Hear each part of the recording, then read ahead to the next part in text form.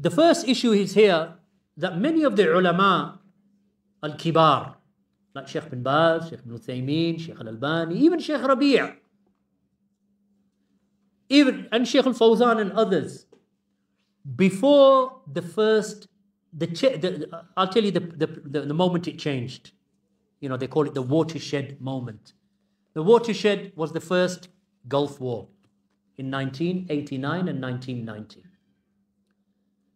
Before that time, there was a lot of husnu dhan from the ulama of Salafiyya towards people who were putting in effort. Why? Because that which was zahir from them was that they're putting in effort in the religion. Teaching the Quran, quoting hadith, and talking about keeping away from sins and fixing society and calling the people to pray. So they had a lot of husnu dhan without knowing, because there wasn't tatabbu. Because it's not the habit of a Muslim to now look through every single article that someone else has written, every single book. So they never did that. They heard Khair, Sayyid Qutb was executed in 1966. They said, Rahimahullah. May Allah subhanahu wa ta'ala forgive him. And he was killed by the Hukuma in Egypt and so on. So they had husnu dhan, even for Maududi. That's why they invited Maududi to Medina University to give a lecture at one stage. Because the ulama had good thoughts and did not have evil suspicions or bad suspicions towards them. Then things changed after the first Gulf War. How did it change? Because after the first Gulf War, this was of course Saddam Hussein's first invasion of Kuwait. So when Saddam Hussein invaded Kuwait with the Iraqi army, a lot of these people that were hidden from those who had been nurtured. Remember, our ulama are not nurtured upon the books of Sayyid Qutb. They're greater than Sayyid Qutb. It's like, they're not going to, they don't read the books of Sayyid Qutb. They just heard stories. Sayyid Qutb, he died. He was an activist in Egypt. Unko isko maar diya. He was that kind of thing. So may Allah have mercy upon him, because we heard he did some good work. That was the general rule. So when the first Gulf War happens, those who had actually been nurtured and studying the books of Maududi and studying the books of Sayyid Qutb and studying under Muhammad Qutb, the younger brother of Sayyid Qutb, who was living in Saudi at the time, by the way. The younger brother of Sayyid Qutb was executed in 1966. Saudi Arabia at that time, because Egypt executed a handful of people, well, quite a large number of people, and imprisoned them. So Saudi said, listen, take them out of prison. They're our brothers, Musliman here. Because Egypt had a very pan-Arabian nationalistic government, right? Under, initially Jamal Abdel Nasser, then it was Anwar Sadat and so on, and then Hosni Mubarak. So Saudi said in the late 60s, early 70s, inko jail se nikalein. Musliman hai, namazi hai. They said, no, we're not going to remove them. They said, remove them, we'll take them into Saudi. So what did Saudi do? Saudi opened the doors for their Muslim brothers. And this was Ikhwan Al Muslimeen. So a lot of these people came into Saudi. So now they need jobs. Some of them are du'at. They are callers, because they were from Ikhwan Al Muslimeen in Egypt in the 1960s. So Saudi said, koi baat nahi. You become a mudarris here, this school, Madrasa Islamiyya, teach Quran, do this. And from them was Muhammad Qutb, the younger brother of Sayyid Qutb. So Saudi welcomed them. What these Ikhwan were doing in Saudi Arabia and in some of the other Gulf countries, that they were taking the shabab and they were nurturing them upon the teachings of Sayyid Qutb, which was revolutionary, revolting against the rulers, taking the kursi from those in charge, and developing this idea that you have to remove the rulers in the whole of the world and bring a new authority. It had no connection to the Aqidah, by the way. It had nothing to do with Tawheed and Aqidah. It was just an authority that they said this is a religious, theocratic authority that we want to establish in the country. So Saudi, the government, they weren't paying attention up until the first Gulf War. The first Gulf War happens, and all of a sudden you get these students of knowledge who are now talking with the speech of Sayyid Qutb, talking about how the rulers are kuffar. And Saddam Hussein, like Abdurrahman the Khaliq and others, supporting the Iraqi invasion of Kuwait. And they start speaking against Shaykh bin Baz, the scholars, the Salafi scholars in Saudi Arabia. So all of a sudden, these scholars are like, what's going on here? These are our Shabab, Saudis. And they're speaking about the authority in Saudi Arabia, this Muslim country. Ye kahan se aa raha hai? Where's this fikr coming from? So then the scholars, they start investigating. Before that, they had good thoughts. That's why you find all those statements about Jamat al-Tabligh, Ikhwan Al Muslimeen, Sayyid Qutb, Maududi. This is in the 80s, right up until the early 90s, up until a group of scholars started uncovering them. Who are those scholars? Muhammad Aman al-Jami, rahimahullah ta'ala, from the Mashayikh and from the greater scholars of this ummah, from the Shaykh. He was from the Shuyukh of Shaykh Rabi actually, and Shaykh al-Fawzan and others, Muhammad Aman Jami. And he was also from the close companions of Shaykh Rabi in Medina. So he starts speaking and he looks at what these people are doing. He said, where are you getting these ideas of khuruj and marching in the streets? Because Saudi Arabia had never seen marching in the streets, mudaharat. You see every week here. In Saudi, it's unheard of. All of a sudden, men, women, they're getting these fatwas. From who? From Saudi students of knowledge. Like Safar al-Hawali, Salman al-Awda, and these types of people. So now, Muhammad Aman Jami investigates. Shaykh Rabi is investigating.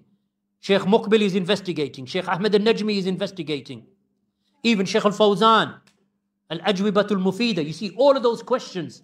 We've got it. Yahan hai wo kitab. So this is now entering into 1992, 93, 94. Shaykh Rabi' used to say good things about Sayyid Qutb and about Maududi. Husnu dhan. We don't begin by saying, I don't know who he is. Jo bhi hai ya bura hai. That's not our attitude. So the scholars, including Shaykh Al-Albani and others, then when they start investigating, they realize these people are reading the books of Maududi, Sayyid Qutb, that have been put into Arabic. Well, Sayyid Qutb, his books were in Arabic, like Ma'alim Fit Tariq, milestones. Tafsir, or it's not really a tafsir, but it is like Fi Dhilal al-Quran, which is a commentary on the Quran of Sayyid Qutb. When they investigate in these books, they're shocked. In Kitabun mein kya likha hua hai? The whole ummah is in a time of Jahiliyyah. Worse than the Jahiliyyatul Ula. This is ummah ghaiba. Ummat hai bhi nahi. Sayyid Qutb is saying this. Sayyid Qutb is saying the ruler is a kafir, and every mu'adhin and every imam who works under the ruler, wo bhi kafir hai. Why? Because he's coming under the same taghut who is ruling over them. The ulama didn't know that these were in the books of Sayyid Qutb. Why? Because these ulama are teaching Wasatiyya, Ibn Taymiyyah. They are teaching Madarij al-Salikin of Ibn Qayyim. They are teaching Tafsir Ibn Kathir.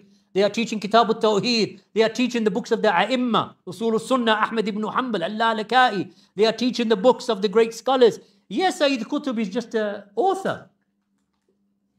So when they look into these books, they say, so where are they getting this from? Then they find these are their teachers, Muhammad Qutb. So one of the shaykhs of this movement, which is a Qutbi movement, was Safar al-Hawali. So Safar al-Hawali, Saudi, living in Mecca, professor or a doctor. He had a PhD in Aqidah. Who was his shaykh? Muhammad Qutb. Muhammad Qutb, son of younger brother of Sayyid Qutb. He writes a book, Dhahirat al-Irja fi Fikr al-Islami. The emergence of irja in Islamic thought. This book, the whole of the book is attacking the manhaj of the ulama like Al-Albani and Bin Baz and others. This is where it begins. Who wrote the introduction to the book? Muhammad Qutb.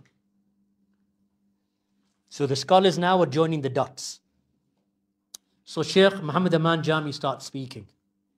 And he says, look at this, foreign ideologies that are against Islam. Sayyid Qutb, who says that Islam is just a concoction of Christianity and communism. That's what Islam is. If you look at Islam as an ideology, he says Islam as an ideology is just a perfection of communism and Christianity. The ulama say, yeah, kya hai? What kind of kufr statement is that?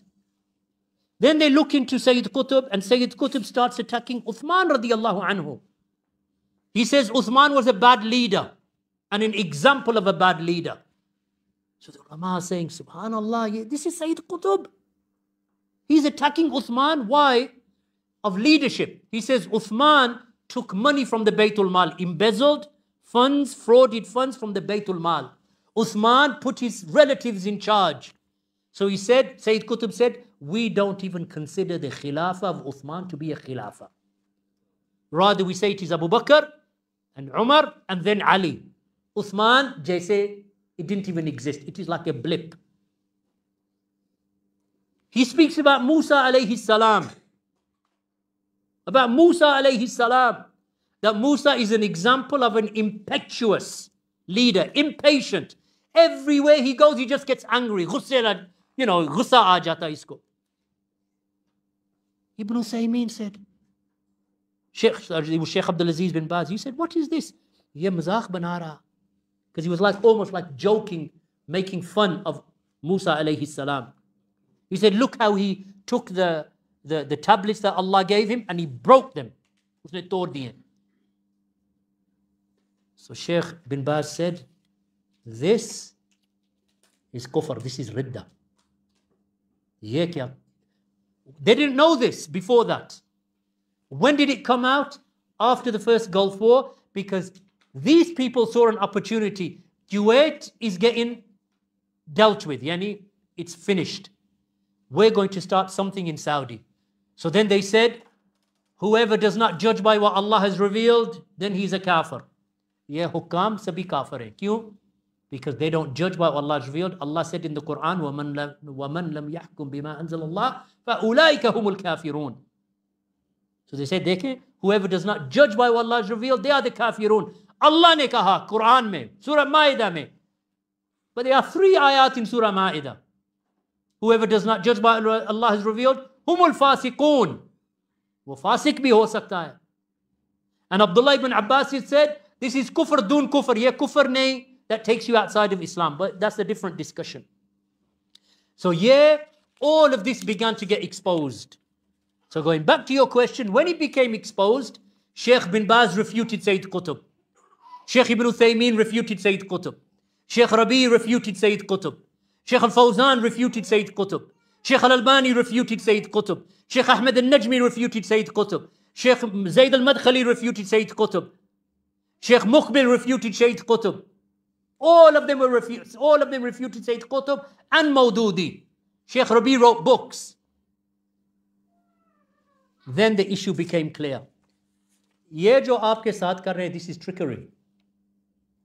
Because they're going back to before these ulama knew the haqa'iq and the realities of these jama'at. Same with Jamat al-Tabligh. They did the same thing with Jamat al-Tabligh. Because the scholars had good thoughts. Because Tablighi Nisab or Fadalul A'mal was not translated into Arabic at that time. Arabi mein nahi tha. It was translated into English, into Urdu, Hindi, Bengali, or Bangladeshi, Har Zaban mein, Farsi, everything, but not into Arabic. Because if you translate into Arabic, Arabi dekhenge. The ulama bhi dekhenge, ye kitab to has all of these mawdu'at, fabricated hadith and lies upon Allah's name, and some bid'ah and kufr in there also. So they never translated it. So what were Jamaat al-Tabligh doing in the Arab countries? Riyadh al-Salihin. So they were going into Saudi in the masajid. Acha, hum India se aaye hain. What are you going to read? We're going to read Riyadh al-Salihin. So husnul dhan, chalo Riyadh al-Salihin padhe to padhe. Up until they realized that when some of the ulama like Imam al-Tuwajiri and other ulama, they started investigating Jamaat al-Tabligh, and they realized Jamaat al-Tabligh is just a Sufi group. Not as bad as the Barelvis. Barelvis, though, they went to even more ghulu. But they are Sufis. They don't believe in the ulu of Allah. They don't believe that Allah is above the seven heavens over the throne. They are Maturidis in Aqidah. This is completely against the madhab of Ahlul Hadith and Salafiyah. So, what these people are saying to you is, Shaykh bin Baz, he made dua, he said, read their book. Yeah, this was before.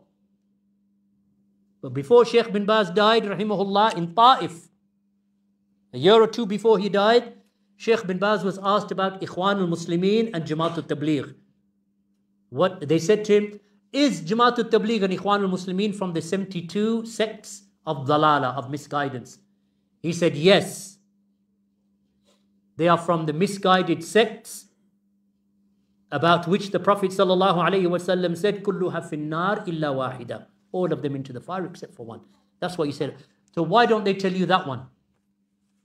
So what was the watershed? The first Gulf War. After the first Gulf War, you see all of these books coming out against Ikhwan Al Muslimeen, Sayyid Qutb, Mawdudi, all of the fatwa of the Kibar ulama, Lajnatu Da'ima, everyone. And from Ikhwan Al Muslimeen came Al Qaeda. And from that came ISIS, Daesh. It is a conveyor belt to extremism. Bas. Maybe Jazakumullahu khairan. We'll finish upon that note. I hope, inshallah, that you've benefited.